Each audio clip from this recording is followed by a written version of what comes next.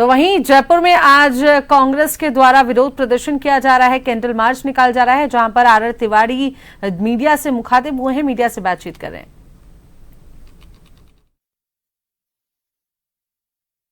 यशस्वी प्रदेशाध्यक्ष डोटासरा जी के नेतृत्व में आप राजस्थान की तमाम जिला कांग्रेस कमेटियां कैंडल मार्च निकाल के जनता को ये संदेश देना चाहती हैं। बड़ा आंदोलन आज लेके चले हैं कांग्रेस, एक वोट चोरी का आरोप सीधा। मेरे साथ में हमारे जिला अध्यक्ष खड़े हैं और जयपुर के प्रभारी खड़े हैं। अमीन कागजी साहब मेरे साथी, जिनकी विधानसभा है। अगर आप सही आंकड़ों पे जाओगे तो ये आदमी जीता हुआ है, ये फर्जी वोटों से हारा है। ये वोट चोर का जो नारा राहुल गांधी ने दिया है वो बहुत सोच समझ करके नारा दिया है, पूरी एक्सरसाइज करके, और एक एक विधानसभा को स्पेसिफाई किया है, एक एक विधानसभा को डिक्लेयर किया है। आप ताज्जुब करोगे, किशनपोल में 2018 का चुनाव हुआ, 18,000 फर्जी वोट थे जो इन्होंने डिलीट कराए। आदर्श नगर में मैंने 10,000 वोट ये बताया इनको कि ये 10,000 वोट फर्जी हैं, और आज भी फर्जी वोट जयपुर के अंदर पड़े हुए हैं। हम आपको, मीडिया को बिल्कुल रूबरू कराएंगे और विद प्रूफ और विद फोटो के साथ आपको बताएंगे कि फर्जी वोट हैं। देश खुलासा एवरीडे कर रहे हैं हम, आपको हम बहुत जल्दी बुलाएंगे और पूरी डिटेल के साथ बात करेंगे। मैं ये कह सकता हूं कि ये सरकारें अलोकतांत्रिक सरकारें हैं। अगर लोकतांत्रिक मूल्यों पे वोट होता है और सही वोट होता है तो बीजेपी को 150 से ज्यादा सीटें नहीं आती है। 80-90 सीटें लोकसभा के अंदर फर्जी है, और देश के अंदर जो सरकारें चुनी गई है, कभी आप विधायक खरीद करके सरकार बना लेते हो, कभी ईडी का प्रेशर डाल करके सरकार बना लेते हो। सिर्फ सरकार बनाना लक्ष्य है। लोकतांत्रिक मूल्य गिरे हुए हैं। सरकारें फर्जी वोटों के आधार पर सरकारें बनी हुई है, सरकारें खरीद फरोख्त के आधार पर बनी हुई है।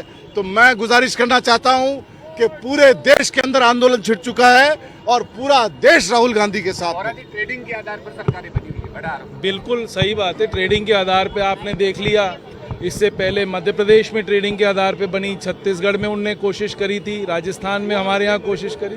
तो ये तो छोड़िए, सबसे बड़ा पॉइंट इसमें ये है, आज अनुराग ठाकुर ने जो 6 लोकसभाओं का खुलासा करा और खुद कह रहे हैं कि साहब इसमें फर्जी वोट हैं। हम भी तो यही कह रहे हैं। तो आपने कांग्रेस का पॉइंट प्रूव कर दिया कि भाई बीजेपी के सरकार जो पिट्ठू बना रखा है आपने, ईसीआई को, जो इलेक्शन कमीशन ऑफ इंडिया को पिट्ठू बना रखा है, क्योंकि आपने कॉलेजियम जो ईसी को अपॉइंट करता है, चीफ इलेक्शन कमीशन को और इलेक्शन कमिश्नर को, जो वो अपने कब्जे में ले लिया, अपनी मेजॉरिटी वहां बना ली। यदि ये नहीं होता तो आपको इतने हमारे को रोडों पे आने की जरूरत ही नहीं थी।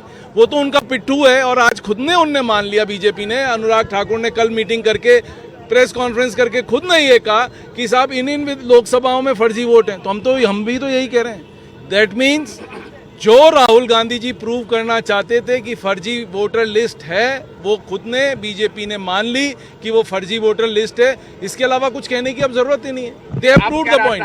अमीन जी, अब क्या रास्ता? देखिए, पूरा देश जन आंदोलन पे आ गया है। जिस तरीके से राहुल गांधी जी ने इलेक्शन कमीशन ऑफ इंडिया को जो बेपर्दा किया है, उनकी कमियां जो पूरे देश में उजागर करी हैं। कल उन्होंने 8 आदमी, ऐसे आदमियों के साथ खाना खाया, चाय पी, जो मर चुके हैं, और वो साबित कर दिया उन्होंने कि जिंदा है, उनके वोट कट गए मृतक के नाम पे।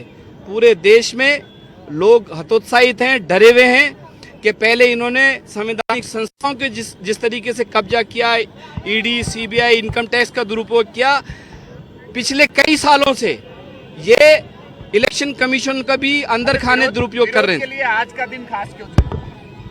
दिन तो हम तो रोज ही कर रहे हैं, आज के दिन की कोई बात नहीं। पिछले 8 दिन से प्रदेश कांग्रेस कमेटी का आज पूरे प्रदेश में जिला स्तरीय कैंडल मार्च का जो आह्वान हमारे अध्यक्ष माननीय डोटासरा जी ने कहा कि भाई प्रदेश में कैंडल मार्च निकलेगा, उसके तहत जयपुर शहर जिला कांग्रेस के अध्यक्ष के सानिध्य में हमारे साथी विधायक रफीक खान